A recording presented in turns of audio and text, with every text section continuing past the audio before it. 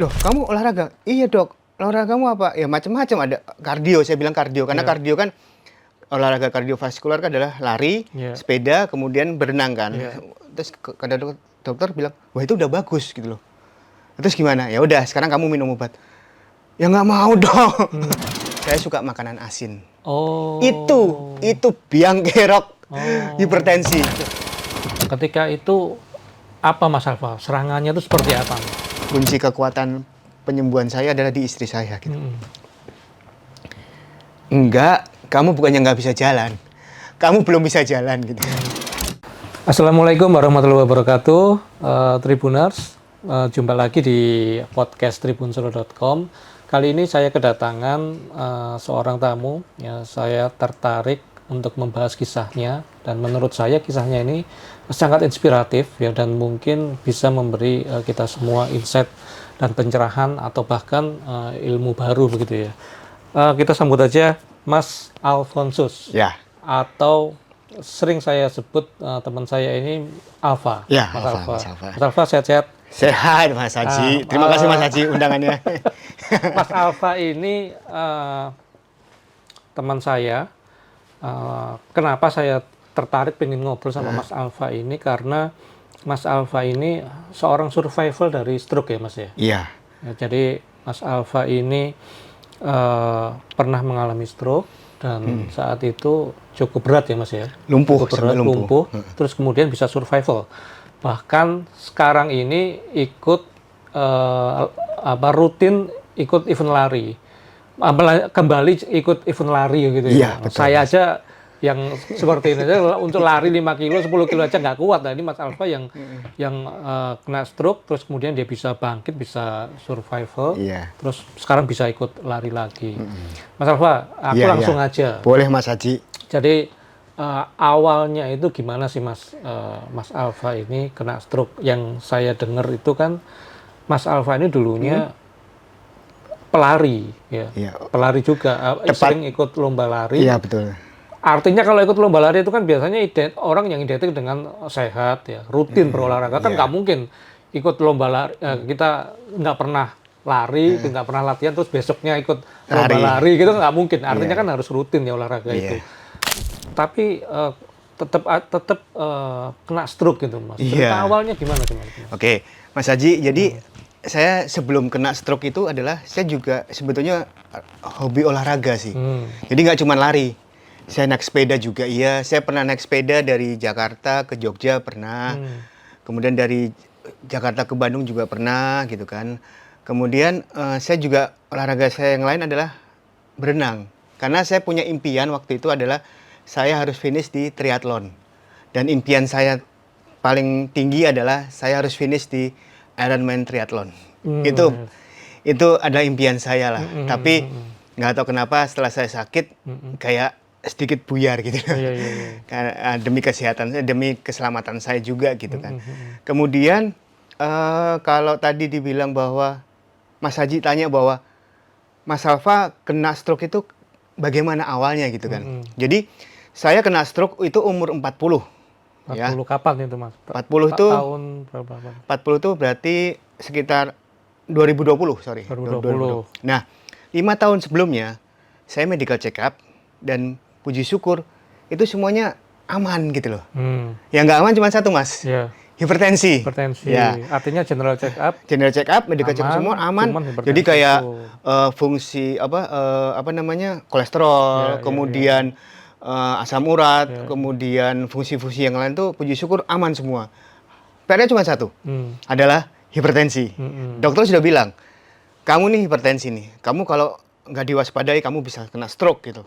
Itu bukan ancaman sih, lebih ke warning dari dokter waktu itu. Artinya waktu itu sebelum kena stroke itu sudah ada warning ya? Sudah ada warning, Mas. Kalau ada potensi kena stroke. Ada potensi kena stroke. Tapi waktu itu Mas Alfa ngerasain nggak Mas? Misalnya ada bakat hipertensi, ada bakat stroke, tapi secara fisik, secara perasaan itu ada perbedaan nggak ketika itu? Atau normal-normal aja? Normal-normal aja sih. Bahkan saat ditensi, itu adalah tensi saya tinggi loh. Saya tuh nggak ngerasa apa-apa loh, Dok. Tapi tensiku tinggi. Tensinya tinggi berapa? Pasti pertanyaan seperti itu. Tensi saya waktu itu adalah 130/80. Itu waktu usia saya seperti itu berarti masih tergolong tinggi gitu kan. Tinggi. Kemudian dan ini agak bahaya adalah saat tensi kita tinggi itu belum tentu kita merasakan apa-apa loh, pusing atau apa enggak. Iya. Itu yang paling bahaya. Jadi harus jadi warning buat kita semua. Jadi kemudian saya nggak percaya dong. Loh, saya bilang sama dokter, "Dok, saya tuh hobi olahraga loh, Dok. Jangan macam-macam masa saya malah tensi nantang gini." gitu ya, Saya nantang gitu loh. "Loh, kamu olahraga?" "Iya, Dok. Olahraga kamu apa?" "Ya macam-macam, ada kardio." Saya bilang kardio karena kardio kan olahraga kardiovaskular kan adalah lari, sepeda, kemudian berenang kan. Terus kata dokter bilang, "Wah, itu udah bagus gitu loh." Terus gimana? "Ya udah, sekarang kamu minum obat." "Ya nggak mau dong." Maklum, belum umur 40 Dok gitu kan. Waktu itu agak masih melawan juga ya. Masih melawan ya. Karena olahraga rutin. Maaf ya, kesombongan saya.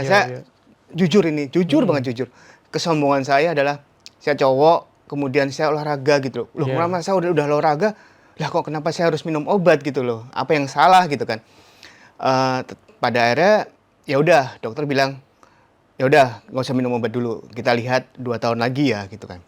Okay. Dokternya sudah ngomong seperti itu ya? Ya, 2 tahun lagi 2 tahun lagi kamu medical check up dulu. Medical check up. Oke.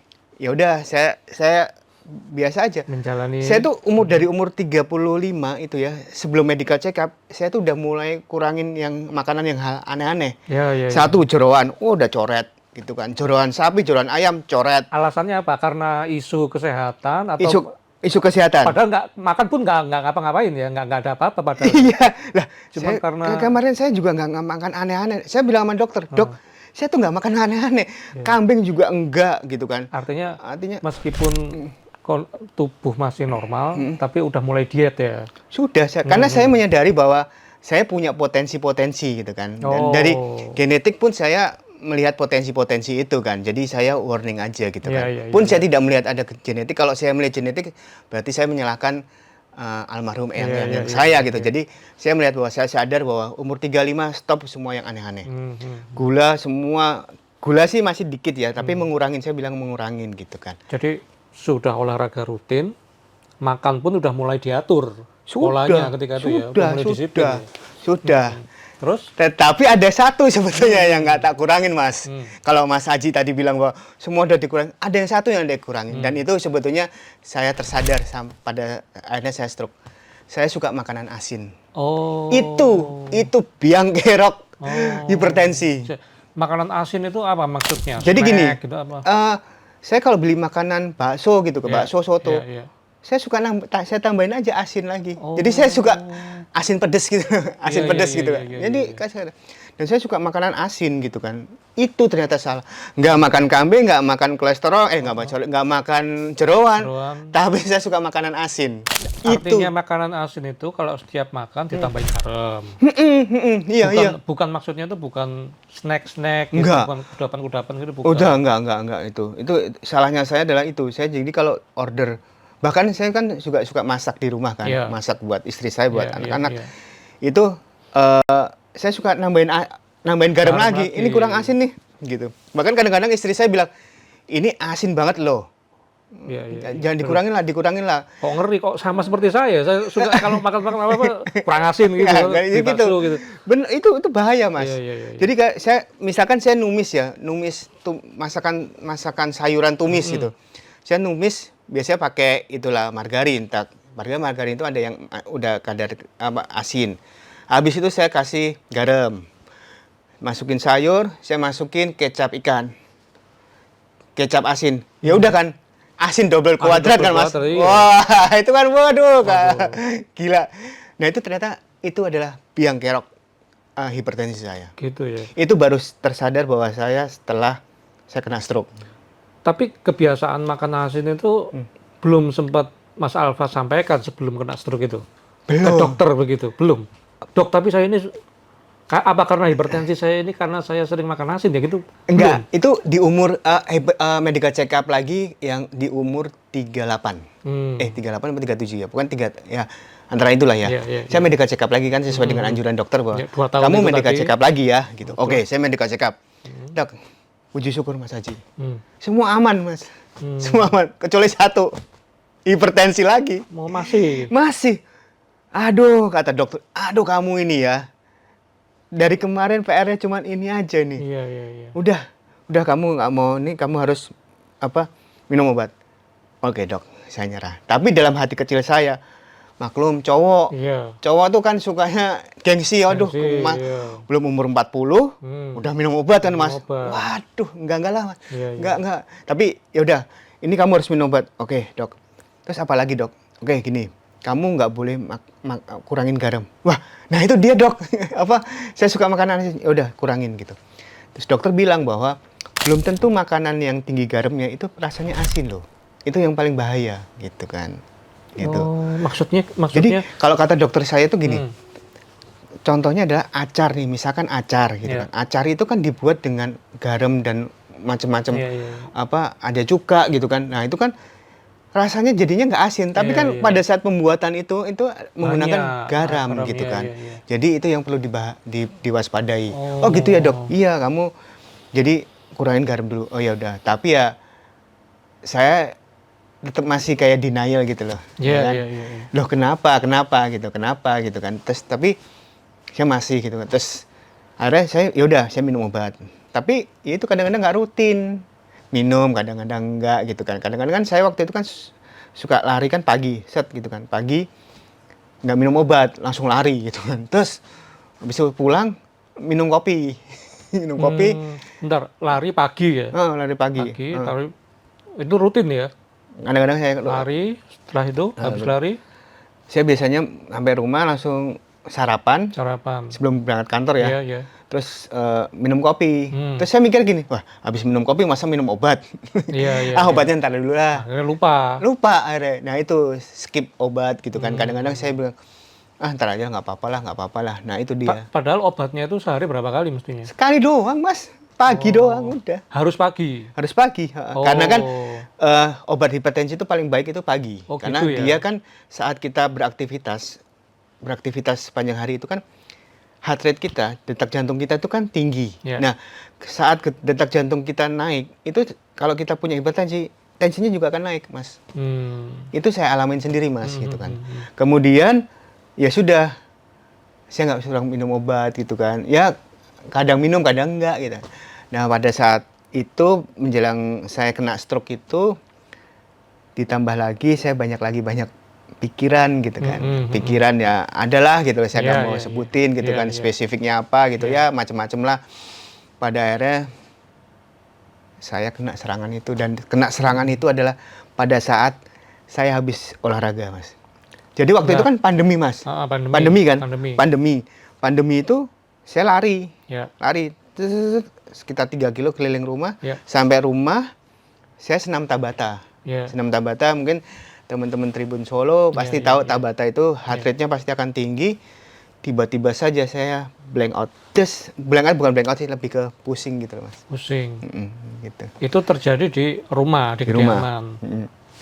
Ketika itu apa Mas Alfa? Serangannya itu seperti apa, Mas? Nah, itu oke ya. Jadi ini kayaknya banyak orang bertanya seperti ini gitu. Mas, pada saat serangan itu apa yang Mas Alfa alamin? Rasakan. Jadi saya waktu itu lagi senam, pusing, Mas. Kok pusing? Pusingnya tuh sampai kayak vertigo, Mas. Jadi muter semua tuh, goyang semua. Loh, ini kenapa? Ini bukan pusing, tapi bukan cenut, bukan pusing cenut gitu. Nggak terasa sakit? Nggak terasa gitu, nggak cenut-cenut gitu kan. Waduh, apa nih ya? Tapi saya setengah sadar bahwa ini nggak benar gitu kan. Ini nggak benar. Saya harus segera nyender ke tembok. Masih ada jarak sekitar 1,5 meteran sampai ke dinding itu. Waduh, tapi gimana membuat jalan aja pusing banget. Pusing. Ya udahlah, saya hanya berdoa. Kekuatan saya cuma doa saja sih. Kekuatan saya doa dan saya melangkah pelan-pelan ke kanan. Terus kemudian itu rasanya berdiri saya susah ketika pusing itu. Iya, Mas. Mungkin kalau Mas Haji semoga nggak pernah ngerasain vertigo, namanya vertigo. Mungkin kalau teman-teman Tribun Solo ini vertigo itu kan semua muter kan, Mas. Muter gitu kan. Jadi saya pelan-pelan. Dan saya harus segera nyender. Karena apa? Saya sadar bahwa kalau saya nggak sadar sedikit gitu, blank out, saya jatuh. Kena ini kepala Oh, lebih parah gitu lagi. ya. Saya masih sadar, masih logika saya masih berpikir bahwa ini harus ini, harus ini. Iya. Saya nyender. Pada akhirnya untuk menuju ke tembok ini, dinding itu, saya tuh harus melewatin satu trap anak tangga gitu loh, Mas. Iya. Waduh, gitu kan. Iya. Waduh. Tapi ya udahlah, bisa. Nyender terus gitu akhirnya. Saya nggak nyender, Mas. Saya masih jalan. pelan itu, Mas. Oh. Kemudian pas di tangga, pas trap nangga itu kan ada kolomnya, Mas. Saya pegangan aja kolom, terus naik. Terus pada akhirnya saya geser, udah nyender tembok ini, Mas. Udah lega tuh, Mas. Waduh, lega gitu, Mas. Waduh, udah paling tidak tuh saya nggak jatuh ke lantai gitu. Tep, saya langsung ke bawah gitu kan, Mas. Duduk aja dah. Duduk gitu kan. Diam aja, hanya doa doang. Terus ya udahlah, saya pindah lah. Ini kayaknya pusingnya udah enggak nih, udah enggak ngerasa pusing, Mas. Udah enggak ngerasa vertigo apa keliaran gitu enggak. Udahlah. Saya mau geser, kok nggak bisa? Loh, kok nggak bisa? Loh, ini kenapa ini? Itu dalam kondisi duduk. Duduk. Loh, ini saya mau gerakin ini aja itu nggak bisa, Mas. Loh, ini kenapa ini? Ini saya juga ini. Loh, kaki kenapa? Aduh, ini kenapa ini? Ya cuman, ya udahlah. Saya hanya kekuatan doa. Tuhan, saya mau masuk rumah. Saya yang kanan ini masih bisa, Mas. Yeah. Ini akhirnya saya jejakin pakai kaki tuh, saya jejakin terus supaya masuk. Saya kenain kusen, saya tarik ini masih kuat, Mas. Saya narik badan gini masih kuat. Kemudian saya masuk ke dalam kamar. Mohon maaf, yang kiri tadi kan udah lumpuh ya. Itu seret udah nggak bisa rasanya nyeret gitu. Kayak nggak ada sinkronisasi itu nggak ada gitu loh, Mas. Kayak, hei kamu jalan nih, kamu gerak, nggak bisa. Ayo kamu nyeret gitu nggak bisa. Nggak bisa, Mas. Iya. Digerakin tuh nggak bisa. Namanya bener lumpuh. Oh ini tuh. Nah. Kemudian saya masuk ke dalam rumah. Nah, nggak tahu kenapa saya tuh agak nutup gitu loh kan. Saya tutup pintu gitu loh. Padahal kan harusnya kan dibuka supaya tetangga pada tahu atau enggak memang saya berteriak gitu kan. Iya. Saya masuk ke dalam, kemudian saya ngambil keset. Saya masih bisa ngelipet pakai tangan kanan. Saya taruh aja di belakang gini kan. Terus di lantai itu. Di lantai, Mas. Dan itu orang-orang banyak bertanya kepada saya bahwa, Mas, kenapa nggak teriak? Tetanggamu kan bisa kedengaran. Iya. Gimana nggak bisa teriak? Saya nggak bisa teriak, Mas. Buat ngomong aja nggak bisa, Mas. Oh, ketika itu. Itu tuh nggak bisa, Mas. Saya mau ngomong, itu nggak bisa. Nggak keluar suara. Nggak. Itu tuh nggak mau kebuka gitu loh, Mas. Karena ternyata mulut saya tuh perot ke kiri. Oh gitu ya. Ini kan itu nggak bisa, nggak bisa. Tapi Mas Alfred ketika itu belum tahu ya kalau wajah Mas Alfred seperti apa. Nggak tahu, Mas. Nggak tahu, Cuman ya. saya kerasa ini kok agak merot ke kiri ya gitu kan. Kemudian saya buat buka ini tuh nggak bisa. Terus tiba-tiba nggak tahu kenapa. Terus ya udah saya udahlah. Yang penting saya tuh sampai doa terus ya, Mas ya. Kekuatan saya jangan cuma doa ya. Kita sebagai umatnya ya cuma doa dan doa gitu kan, doa terus gitu kan. Kemudian waktu itu di rumah sendirian. Dan saya tuh sampai sedikit bernego dengan Tuhan ya. Iya, ketika itu. Kata teman-teman saya bahwa Tuhan kok dinego. Negonya apa gitu kan, Mas? Iya.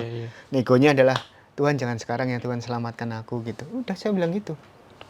Itu dari jam 8 pagi, Mas. Istri saya baru pulang itu jam 9 malam, Mas. Bayangin, Mas. Dari jam 8 sampai jam 9 itu Mas Alfred di lantai itu. Sendirian di rumah itu. Dan orang nanya, kamu nggak ngerasa haus? Ya haus. Tapi mau ngambil gimana, Mas? Iya, kamu gimana? Mau lapar? Ya lapar. Ya sudah saya tergeletak aja. Hanya kekuatan doa aja sih, Mas. Itu, Mas. Ya jadi mata masih bisa melihat langit-langit itu bisa ya? Masih. Dan pikiran saya tambah meracau adalah saat itu masih TV itu nyala dan waktu itu berita pemakaman COVID. Oh. Wah, itu hati saya tambah, udah kemana-mana, udah kemana-mana gitu kan. Ya pada akhirnya ya udahlah hanya kekuatan saya. Orang bilang bahwa kamu gila, Fa. Orang kena serang stroke itu golden time-nya hanya 3 jam bisa selamat. Kamu bisa 8 jam gitu kan. Oh. Saya selalu bilang. Artinya rata-rata yang mengalami stroke itu penentuannya itu 3 jam kalau tidak ditangani. Iya. Kalau dibiarkan saja begitu 3 jam. 3 jam gitu, bisa lewat gitu, Bisa lewat. gitu kan. Dan pada akhirnya jam 9-an itu tuh istri saya pulang. Tapi dia tuh sebetulnya udah feelingnya udah nggak enak. Ini kenapa nggak bisa ditelepon? WA, Gitu kan. Begitu dia mau parkir mobil, dia ngelihat kok rumah gelap, kok Pintu pintu nggak kebuka, Oh, tapi kok tutup jendela rumah kok kebuka. Kebuka. Loh, ini kenapa? Dia udah feelingnya udah nggak enak. Itu masuk, dah. Kamu di mana gitu kan? Dia kan kalau manggil saya kan Pong kan. Iya. Pong mah. Bagaimana mau jawab? Iya kan, saya cuma sebelah saya tuh kan sofa. Jadi saya cuma gini. Kayak gitu, langsung dia nyalain TV, nyalain lampu, dia ngeliat saya. Aduh, kamu kenapa kamu gitu kan? Istri saya langsung teriak. Aduh, kamu stroke. Dia langsung ngeliat muka saya ternyata udah miring, Mas. Aduh, kamu stroke. Dia langsung Jadi ketika itu Mas Alfa baru sadar kalau stroke itu karena istri ya. Lalu dari pagi itu nggak tahu kalau Mas Alfa stroke ya kan. Dan aku nggak tahu ini tuh stroke atau apa, itu nggak tahu kan. Ini sakit apa gitu kan, saya nggak tahu gitu kenapa tangan tuh nggak bisa digerakin tuh. Kemudian dan itu mujizatnya lagi Mas Haji, saya tuh masih bisa diajak ngobrol. Ya artinya tadi kan dia memanggil bahwa kan saya respon. Saya panggil dengan mengedokkan sofa, kemudian dia tanya, mana yang nggak bisa digerakin? Karena kan dia tahu penanganan pasien stroke, karena kan ibunya kan, mama mertua saya kan juga stroke juga. Jadi dia tahu harus ngapain. Mana yang nggak bisa digerakin? Saya langsung gini, saya kiri. Oke, kiri. Tahan ya. Dia langsung ngambil peniti, dia langsung tusukin jarum saya ke jempol ini. Itu kalau kita ditusuk pakai jarum aja, kita kan paling netes saya. Netes teks gitu. Ini enggak, Mas, muncrat, Mas. Cerat.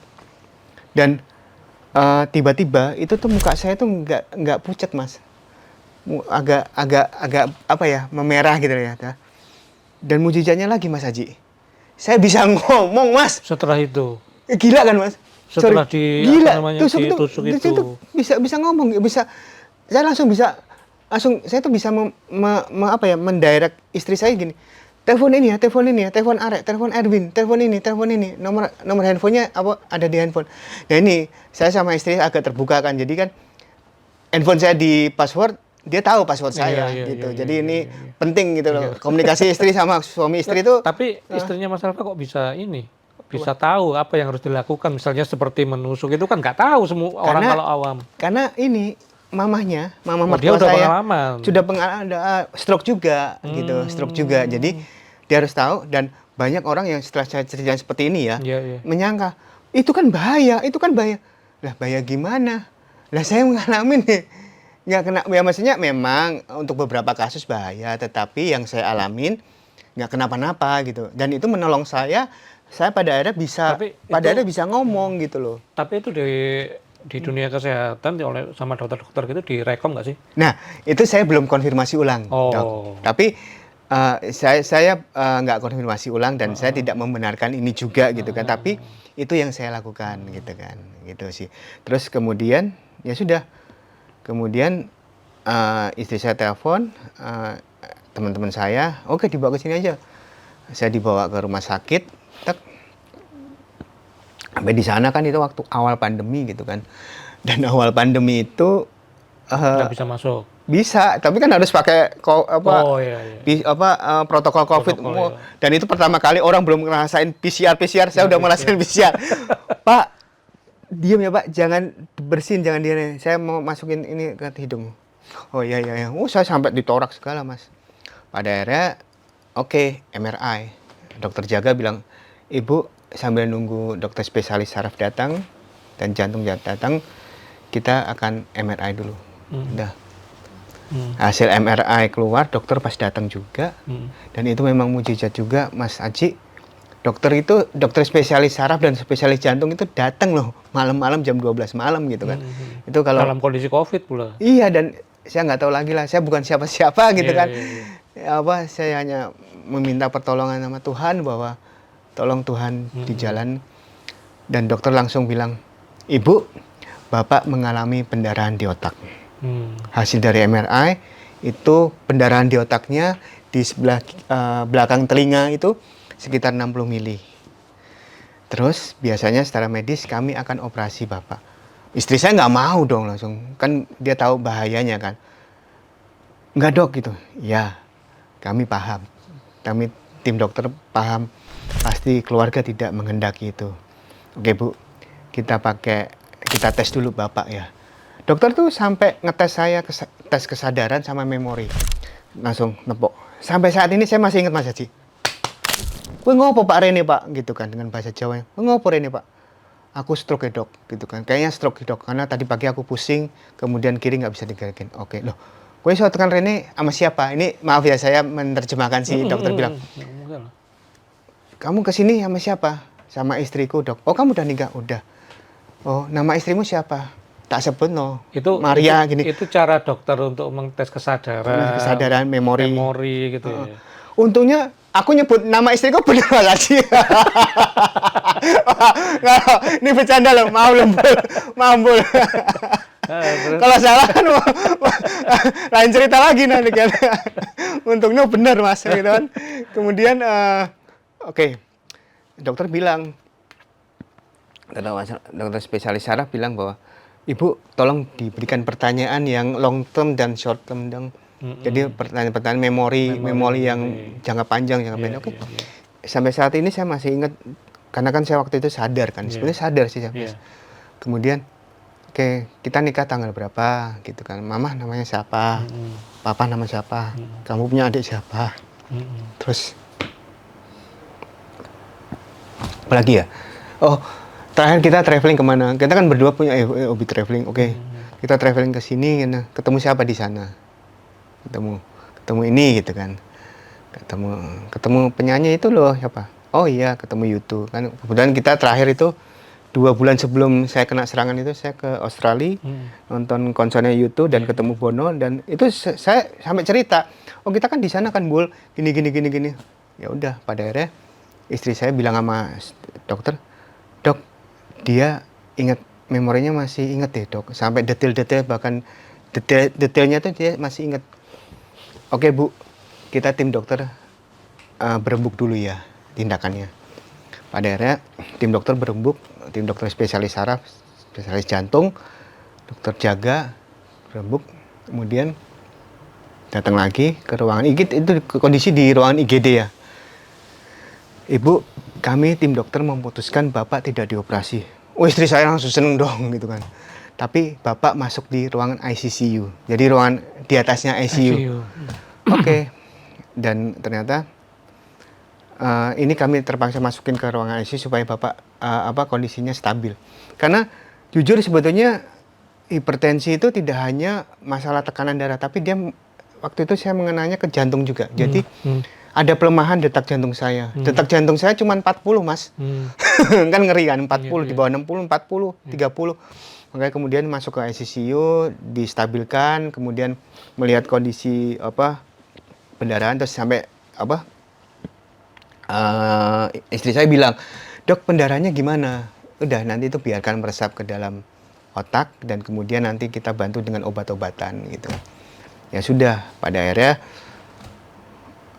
dan emang ternyata benar obat-obatannya itu memang membantu, tapi ya maaf ya ini secara itu juga mahal gitu karena kan tidak tercover asuransi karena kan kategori itu vitamin, jadi obat-obatan neuro itu kategorinya vitamin gitu, jadi tidak tercover ya ada jalannya lah gitu kan. Kemudian masuk ruangan ICU, kemudian selama 7 hari pertama itu dokter minta untuk MRI lagi, melihat perkembangannya. Puji syukur Mas Haji, hasil MRI dari 60 jadi 40 Mas. Pendarahan yang darah mengembangnya itu tuh jadi 40. Oke. 40 mili itu tadi. 40 mili. Kemudian 14 hari minggu kedua itu MRI lagi turun lagi Mas, jadi 30. Dokter bilang, ini trennya positif dan Bapak jantungnya stabil gitu kan. Jadi saya yakin 7 hari lagi Bapak keluar dari ICU, tapi nanti dirawat di ruangan biasa aja gitu kan. Awalnya istri saya ketika dirawat di ICU itu fisik seperti apa? Lemas Mas. Tapi ini nggak bisa masih digerakin. tetap belum Nggak bisa. bisa digerakin. Tapi saya masih bisa komunikasi. Ngomong Masih bisa. Dari artinya kan setiap malam istri saya itu kan minta izin ke suster untuk masuk ke kamar karena apa, kita punya kebiasaan untuk doa malam. Iya. Saya minta kadang-kadang kalau makan itu kan minta susternya kan biasanya nyuapin saya minta sus tolong dong istri saya yang nyuapin. Oh ya, jadi saya masih bisa komunikasi mas. Iya. Dan saya bisa ngomong loh mas ya, anak Meskipun wajah yang kiri masih perot mas, masih bisa ngomong merot gitu kan. Kemudian nah itu di hari ke-21 hari ke-21 itu MRI lagi mas. Puji syukur mas, pendarahnya tinggal berapa coba? Tinggal 20 mili. Itu mujizat mas. Dari 60 mas gitu, 60, 40, 30 ke 20. Terus dokter bilang, "Oke, besok pindah aja. Ini udah bagus ini. Udah bagus dan stabil." Dan awalnya istri saya nggak mau. "Dok, boleh nggak kalau di sini dulu?" gitu. "Nggak, Bu. Udah aman ini. Bapak kondisinya sudah stabil, aman." Karena istri saya alasannya adalah karena kalau di ruangan ICU itu semua terkontrol semua gitu loh, bahwa semua tim medis tuh ngeliatin bener kondisi saya gitu. Istri saya memastikan itu, tapi ya sudah nggak apa-apa Bu, pindahin aja. Terus istri saya yaudah. Akhirnya hari ke-22 itu saya dipindah ke ruangan biasa gitu. Terus cerita gimana bisa itu total di rumah sakit berapa lama mas? Oke. Dari hari ke-22 saya masuk ke ruangan biasa, hari berapa itu ya? Hari ke-29 atau 28 saya boleh pulang ke rumah. Dalam kondisi lumpuh. Masih lumpuh. Dan ini ada kejadian membuat saya untuk kembali bangkit. Kalau tadi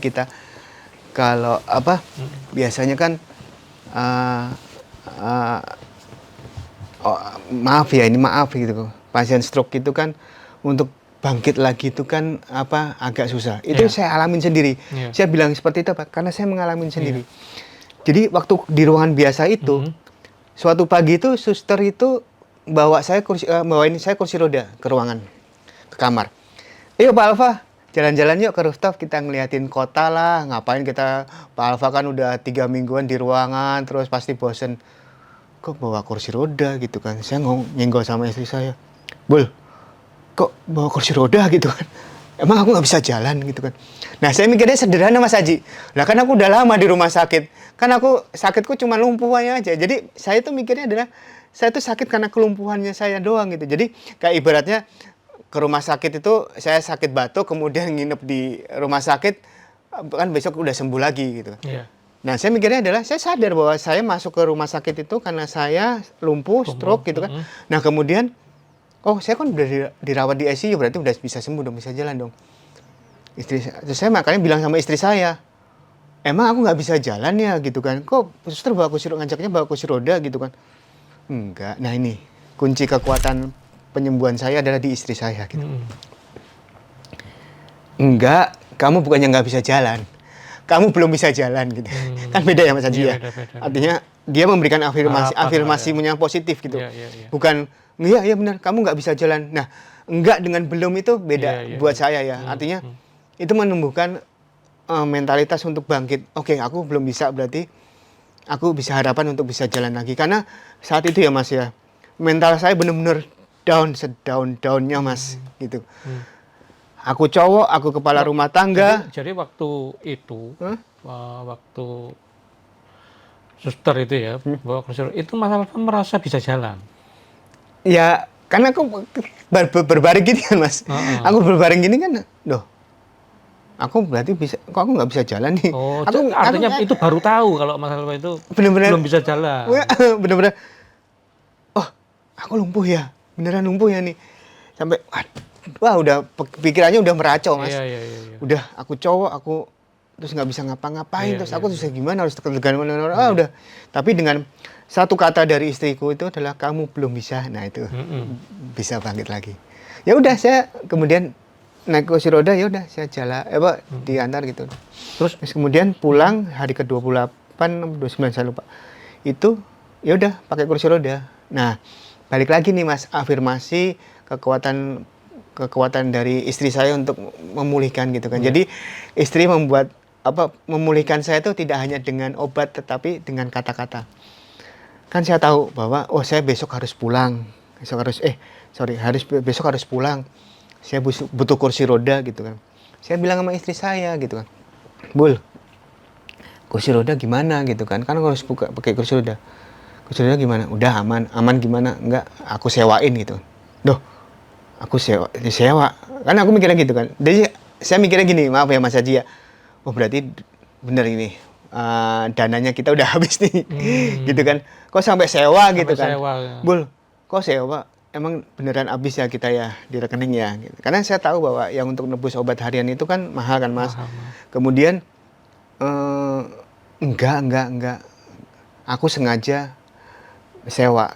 Kalau untuk beli, puji syukur masih ada gitu kan. Aku sengaja sewa. Kalau aku beli, kamu akan ketergantungan terus dengan kursi roda itu. Kamu setiap hari akan melihat itu ada kursi roda. Tetapi kalau aku sewa, kamu akan melihat bahwa kursi roda itu hanya sementara. Gitu ya. Hanya sementara, sehingga kamu harus bisa jalan. Semakin lama kamu nggak bisa jalan, akan semakin lama kita sewa kursi roda itu. Jadi itu afirmasi positif dari istri saya di awal-awal saya kena stroke itu Mas. Gitu. Mas, terus itu terapinya memang susah Mas ya? Sampai bisa jalan lagi gitu? Nggak susah sih Mas sebetulnya.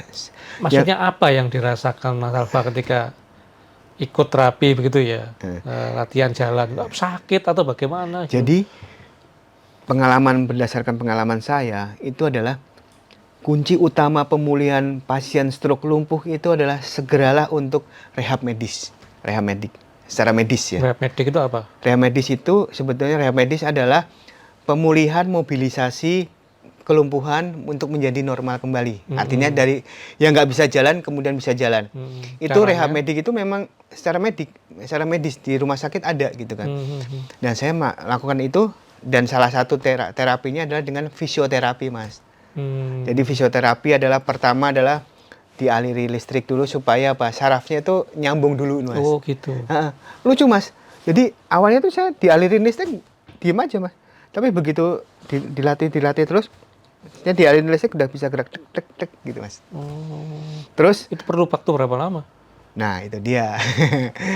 Kemudian gini Mas, waktu itu kan pandemi.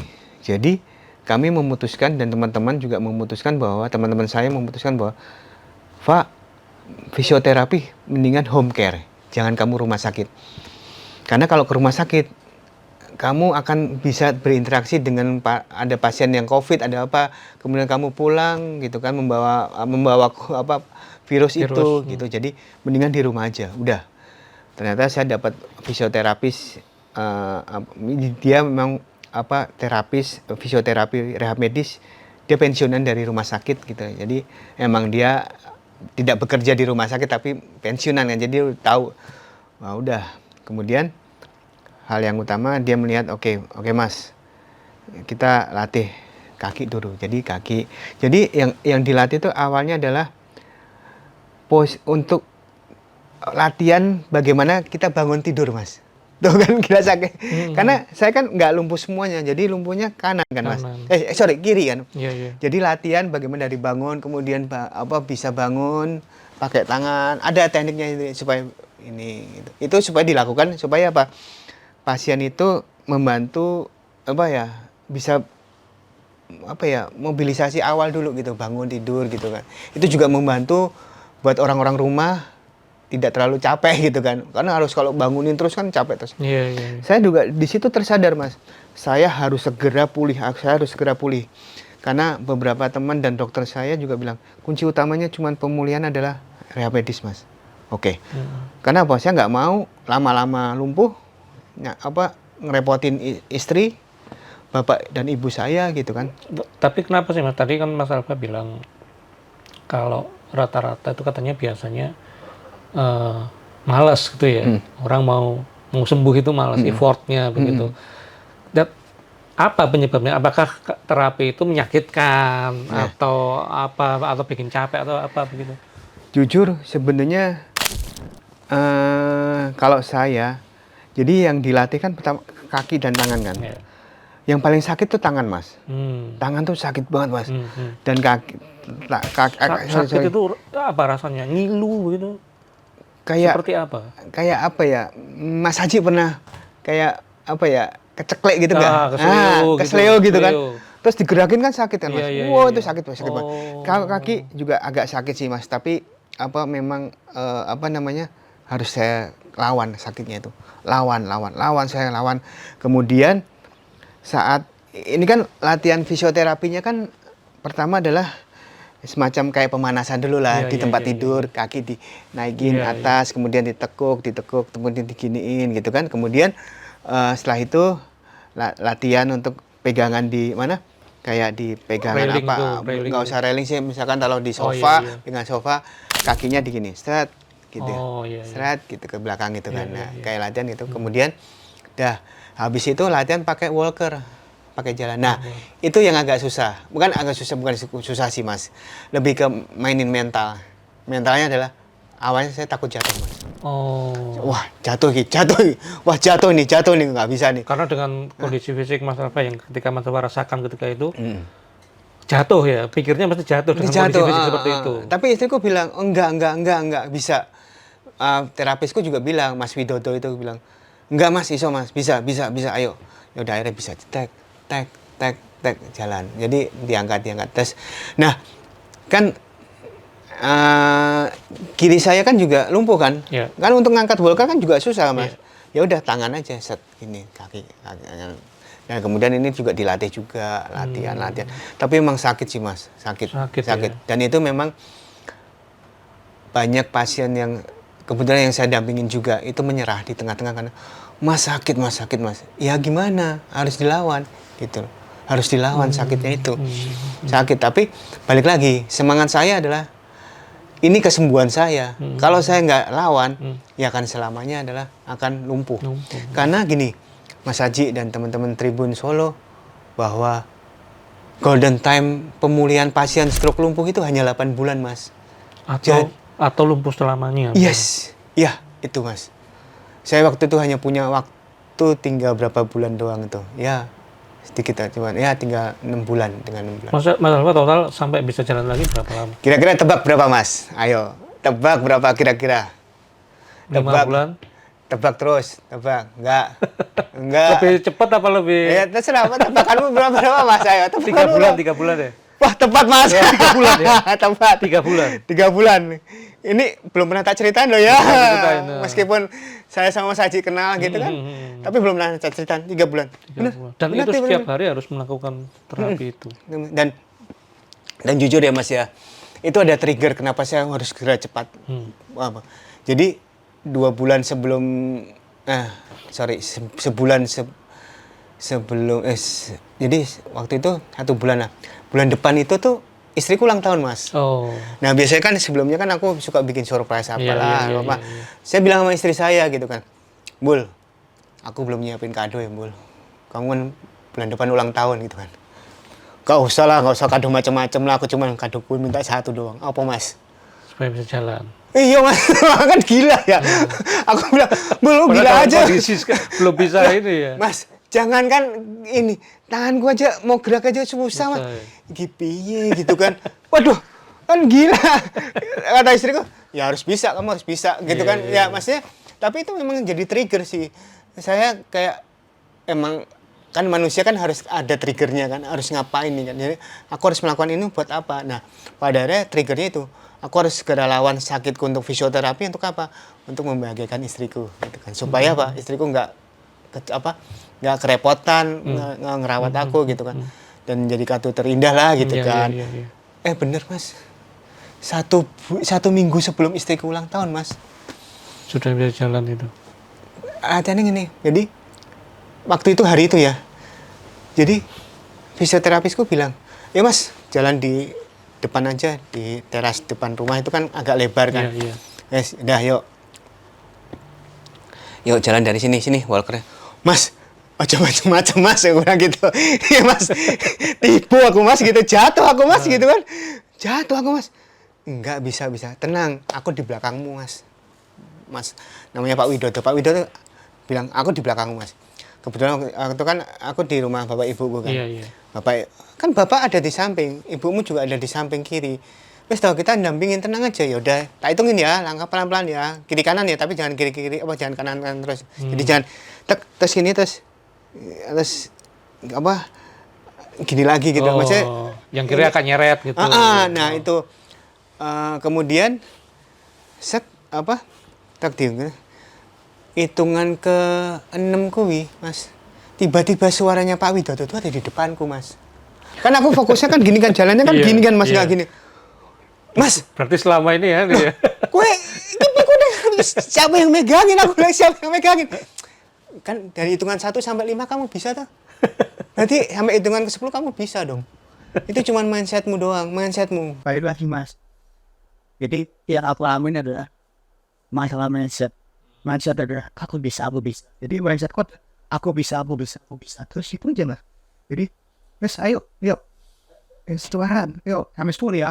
Ya. Baik, Mas. Let's no, apa tidak sekali. Tapi tenang, kita ada buat tenaga kita tahu kamu udah tidak tahu kan. Sederhana tapi pas kita sebat anak tuh bapak ibu dan Pak Widodo nggak ada di seluruh ibu, kan di depan semua, gitu. Ya terus aku sebelum anak tuh gini, tidak sama kenal ibu, wah videoin itu tolong videoin sembilan gitu jalan gitu, videoin kan, terus aku kirim ke istri buat ya, likit pun. Sedikit enggak lain emas berapa gram, wah perhiasan sekian barat enggak. Dia kata iya itu kan lagi di kantor dan dia lagi gue jalannya zoom tuh. Nah dia tuh lupa matiin share screen-nya kan, gue ada yang masuk. Saya buka tahu semua. Ada videonya dia tuh itu apa udah bisa jangan iya ayo buat semua gitu. Jadi memang perlu ada semangat sih, Mas. Jadi kalau Mas Haji tadi kita sebelum kita tadi ngobrol-ngobrol, Mas semangatmu apa Pak betul persiapanmu apa Mas supaya bisa cepat motif untuk bisa bangkit. Begini cuma satu sih, semangat sih, mau ada. Aku mau apa? Aku mau sembuh tuh buat apa sih? Sama semua rasa sakit tadi. Yes, betul, Mas. Dan kita sadar bahwa aku tuh kena stroke karena ini. Jadi Mas, artinya aku kena stroke karena satu nggak minum obat. Kedua adalah aku suka makan mesin. Yang ketiga aku adalah stres. Sehingga saat pemulihan aku merealisasikan itu, jadi mereduksi itu semua. Jadi minum obat, kemudian hasil anak, kemudian waktu itu istriku catering makanan sini terus lebih bertensi, jadi semua udah aku awan ayo gak ada rasanya udah sabarin cerah semua anak tonton aja Mas, kurang apa Mas, tonton gitu.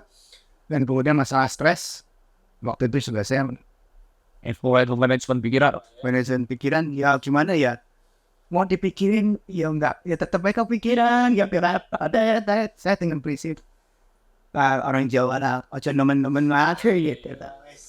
Sarah nah gitu sih Mas. Saya dengar juga karena Mas Alfa itu bisa sembuh, bisa pulih lagi begitu ya. Itu sekarang Mas Alfa jadikan motivator begitu ya buat para survivor lainnya begitu ya. Itu benar kan? Kalau motivator tuh kayak biasanya apa ya Mas, kayak tapi lebih ke kalau saya lebih senang disebut atau makanya mentor itu dia berbagi ya, sharing.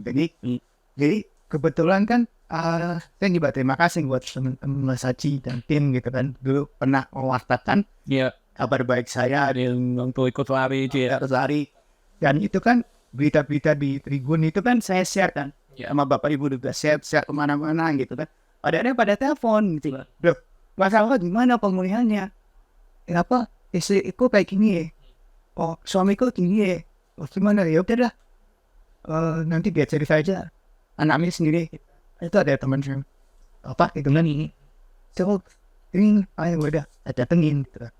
Padahal oh bapak kita gini ya. Terus saya dari itu saya kepikiran kayaknya sih saya bisa nih aku harus bisa mengatakan bahwa pasien stroke itu harus bisa sembuh. Masa gini sehingga saya ini sampai sekarang ini dari saya bisa jalan ya sekitar 2 tahun yang lalu. Saya ini sudah sekitar 13-14 pasien dan keluarganya yang saya dampingi. Jadi apa yang saya dampingi? Saya memberikan optimisme ke pasien. Misalnya, Pak, Bapak bisa sembuh. Atau Bapak bisa pulih tanpa kursi roda. Bapak, saya seperti ini. Awalnya mereka nggak percaya. Tapi dengan foto dan video dan semuanya, Artinya saya merasakan loh Pak, gitu, Saya- yang Bapak mereka beli, rasakan. Pak. Pertama sih mungkin dari keluarga kan nggak percaya. Pasien terus, kok bisa sih dengan mantap mengakhiri itu saya sudah tidak dia mesti nggak percaya nih gitu. Tapi pada akhirnya gitu. Bahkan sampai ada yang ini teman-teman saya bapaknya stroke gitu kan. Kemudian dia sama kakak-kakaknya tuh terpencap mana-mana. Padahal kita video callan bareng gitu kan. Oke, keluarga harus gini. Kadang-kadang keluarga kan kita nggak tahu keluarga pasien stroke itu tidak tahu harus ngapain. Pulang dari rumah sakit, oke dari dokter bilang, oke pulang bu. Terus ngapain di rumah? Harus ngapain? Itu juga diambil. Mas, tahu nggak apa yang begitu tahu apa? Oh itu kayak shit. Seperti ini. Banyak juga ya Mas ya pasien-pasien yang setelah dari rumah sakit mereka tuh nggak tahu mau ngapain. Nggak tahu. Apa terus ngapain? Terus penanganannya seperti apa? Nggak tahu. Kuncinya adalah kadang-kadang nggak tahu harus fisioterapi. Fisioterapi itu kunci utama sebetulnya. Jadi saya tekankan di sini ya Mas Akir. Tidak ada obat-obatan yang menyembuhkan kelumpuhan. Jadi tidak ada minum Obat. obat terus wah aku besok gerak bener. maaf ya tidak ada gitu tidak ada Jadi yang harus ada dilatih tadi itu ya. ada berlatih terlatih gitu. Tidak ada obat-obatan. Obat-obatan itu hanya meredakan pemicu stroke-nya. Jadi stroke itu ada 2 macam Mas. Stroke pecah pembuluh darah dan pecah Penyumbatan. Penyumbatan. Nah penyumbatan itu biasanya kan karena kolesterol, kemudian karena diabetes gitu kan. Nah, obat-obatan itu meredakan ini pemicu-pemicunya ini. Jadi meredakan kolesterolnya gitu kan. Minum pengencer darah, kemudian diabetes gitu kan. Nah, kalau saya kan kunci utamanya memang dia tekanan darahnya yang tinggi. Ya, itu jadi ya tidak dengan itu. Jadi tekanan di sini adalah tidak ada obat-obatan yang menyembuhkan tanpa kamu latihan gitu lah. Ya, jadi berarti kalau kita main sepak bola tidak ada obat-obatan yang bisa kamu langsung berguling gitu kan ya bisa Anda gitu Mas. Mas, terus waktu rasanya Mas Alfa kemarin yang waktu ikut event lari pertama itu yang di gimana itu? Ada rasa haru begitu ya? Traumatik kemarin saya itu kemarin mungkin baru beberapa bulan lalu saya itu tergeletak di rumah begitu ya. Terus kemudian sekarang saya ikut lari itu apa yang Mas Alfa pikirkan ketika itu? Jadi untuk sampai tahap kalau saya sebutnya itu kan event lari offline ya, ini offline ya. Nah waktu saya bisa jalan itu, ya teman-teman komunitas saya punya saya bergabung di komunitas JB Lion, ya apa komunitas alumni College itu mereka justru yang menyemangati saya. Mas kamu udah bisa jalan tuh Mas, bisa kamu bisa lari kan, bisa Mas lari. Udah saat itu tuh ada namanya event online. Jadi lari online, tapi multiple Mas. Jadi lari 30 kilo, tapi kita catat. lewat Strava kan kemudian di multiple jadi 30. Mas kita daftarin 30 kilo. Lu gila aja nih, lu gila 30 kilo. Enggak Mas, ini multiple. Tahu masalah bisa sehari strike itu juga nggak apa-apa sehari itu, tapi kan sama sebulan.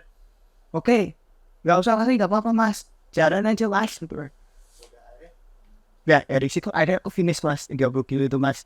Dan itu membangun semangat mental aku lagi Mas. Jadi seru. Terus ada yang yaudah. Dari situ Tapi itu benar-benar lari ya? Nggak, aku jalan ya. Kemudian aku konsultasi sama dokter. Dok, ini aku boleh nggak ya stop gerakan lari? Nggak apa-apa Mas, asal dicoba hasilnya ya. Jadi ujinya di heart Rate. Heart rate-nya nggak boleh terlalu Nggak boleh dari Jadi kalau ada dokter jantung saya bilang bahwa heart rate maksimalnya saya hanya boleh 75% dari HR maksimalnya. Jadi HR maksimal itu kan 220 dikurangin umur. Nah saya hanya 75%-nya saja.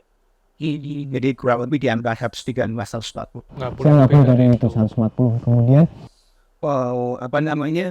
Dan saya udah habis finish yang multiple kali itu, saya kemudian lari-lari ke semua bisa. Nah, kemudian di tahun 2023 ya, ada event offline. Nah, udah teman-teman JB Playa itu bilang, Mas, ikut Mas. Tenang nih, yo bisa Mas. Tenang. Bisa. Ada yang beberapa teman yang ikut kan, ya udah. Ya saya tetap latihan sih, tetap waktu itu latihannya saya gini Mas.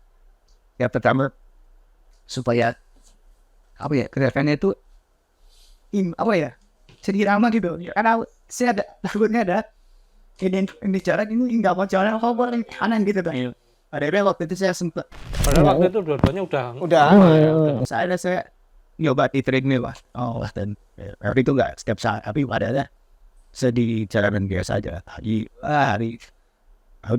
itu pas Anda di Solo tuh ada acara ini dia sedang dengan perasaan yang dengan Mas Trauma ada bisa kalau suatu tadi di jalan gitu ada gitu aduh gimana nih Bang, tapi nggak tahu kenapa ya udah salah.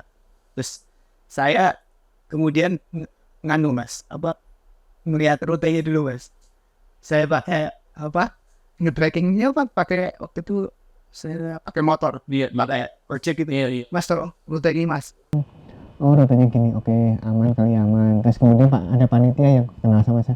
Dan kok itu rata-rata logistik saya kan juga awalnya juga worry juga gitu kan pasti ke kan dia nggak bisa kemudian saya bilang panitianya ini kok wah cakri sama teman-teman gitu kan. Oh ya udah dan teman apa capres ya betul. Terus apa ya udah wah itu udah mau masuk di area start itu udah kayak euforianya udah mulai lagi Pak. Itu kayak kayak romantis kan. Aku bisa di sini ya. Itu terlalu Mas. Belum finish kok. Baru di start itu udah kayak wah aku di sini lagi ya kan. Tapi ya balik lagi sih Mas. Aku mau hari itu buat masih santu adalah mematahkan mental block aku kan. Mental block wah aku kalau olahraga kita pernah stop lagi bad. Aku mematahkan ini jadi aku lari itu untuk mematahkan mental awalnya itu kan. Tapi kemudian padahal bukan itu ya pemicunya ya. enggak itu. Iya. Tapi kan kita traumatik kan gitu. Iya. Tapi saya berusaha untuk mematahkan mental block itu bahwa saya harus ya kalau aku takut ya lawan. Lawannya apa? Dilakukan aja gitu kan. Lawan aja gitu kan. Terus kemudian saya lari pelan-pelan saya pakai waktu heart rate saya Mas 140 waktu itu saya masih 145 saya setting kalau udah 145 dia akan bunyi empit. Ya pelan-pelan ngelewatin salah satunya kan Selamat Riyadi gitu udah Ya. Wah. Kemudian ada tulisannya kan kilometer 4. Wah, berarti sekian lagi semangat. masuk finish. Cepet, Mas. Kayak terharu sama. Iya. Terharunya lebih ke bisa ya. Mas, waktu Mas Alfa masih sakit ya itu waktu itu ada pikiran nggak bahwa aku harus mengucapkan selamat tinggal sama olahraga lari gitu? Enggak tuh Mas. Nggak ada ya? Enggak ada tuh. Artinya Mas Alfa ketika sakit pun yakin kalau aku akan bisa lari lagi gitu ya? Ya bisa. Nggak tahu kenapa. Orang kan ada yang nyalain lagian sih kamu sih olahraganya kayak gitu. Enggak gitu kali gitu kan. Bukan gitu. Maksudnya olahraganya terlalu berat. Enggak gitu kan. Ada yang teman saya juga gitu kan. Yang dokter juga yang wah kamu kalau belum nggak Olahraga kenceng, mungkin kamu nggak bisa survive. Oh itu ya malahan ya? Itu yang bilang. Saya bilang, ya bukan aku lah kan puasa Tuhan aku bilang gitu. Iya, Enggak. Tapi benar kalau dari sisi medis kan ya karena dia ngomong dokter kan. Iya. Iya, kalau kamu dulu nggak olahraga kamu kan yang bisa kasih ya saya dulu nggak bisa survive waktu kamu ditemukan istrimu, Iya. survive di ICU, survive sekarang itu nggak akan mungkin. Jadi itu modal utamamu itu. Termasuk tadi apa soal pemulihan tadi itu ya. Kan dapat ini. Bahkan fisioterapis Pak Widodo itu melihat untuk kakiku tuh, Mas aku yakin kamu cepet jalan. Begini. Bener loh Mas. Ya kan ini kan 3 bulan Iya. kaki. Tanganku itu 6 bulan mas. Aku bisa kayak gitu 6 bulan. Ini itu 6 bulan mas. Tapi ya dengan berdasarkan beberapa latihan kemudian kan kalau saya itu ini ada cerita, jadi terapi saya Pak Widodo itu emang nggak cuma latih fisik, latih mental. Jadi waktu saya latihan gini kan mas, udah seribuan mas sudah mas gimana nih belum cukup ini dulu sudah. Kamu kok nggak bisa gini, kamu nggak bisa merangkul istrimu, kamu kok nggak istrimu dirangkul orang lain. Waduh, ya sudah, waduh, ya benar sih tuh tadi, tak ada. Jadi berbagi, jadi kan selama aku sakit kemudian pemulihan, ya memang mental sih. Jadi memang moral story-nya bukan orang yang olahraga pun bisa sakit, tapi justru olahraga ini mungkin yang akan menolong Anda ketika sakit begitu ya. Iya, Biasanya gitu ya. biasanya Orang kan sering- sering bilang kan, ngapain olahraga? Untuk ya bisa kena stroke juga gitu kan. Kan sama aja sama yang nggak olahraga. Iya. Padahal justru mungkin olahraga inilah, kebiasaan olahraga inilah yang mungkin nanti bisa menyelamatkan seseorang ketika dia Lebih ke Daya tahan tubuhnya. Daya tahan tubuhnya, ya. Kalau kata teman saya yang dokter bilang gitu. daya tahanmu itu loh yang itu kan. Sehingga kan kamu ketika di ICU itu kan juga kondisi lemah, tapi kan kamu cepet pulihnya. Artinya seperti itu ya. Ya baik lagi kalau bukan kata dokter ya. Kalau saya sendiri yang ngomong kan tadi kita sopo. Dan saya kan nggak mau ya. Gitu Mas sih. Alfa, terima kasih banyak ini Ya. waktunya Oke. dan insight-nya, sharing-nya, ya, pengalamannya semuanya, apa namanya, pastilah banyak memberi kita insight positif, inspirasi. Artinya kemauan itulah yang menyelamatkan Benar, seseorang di masa sulit, betul Mas Alfa. Benar dan kemauan. Oke, Mas Alfa, sampai ketemu lagi di Siap. kesempatan berikutnya. Iya, Mas Haji.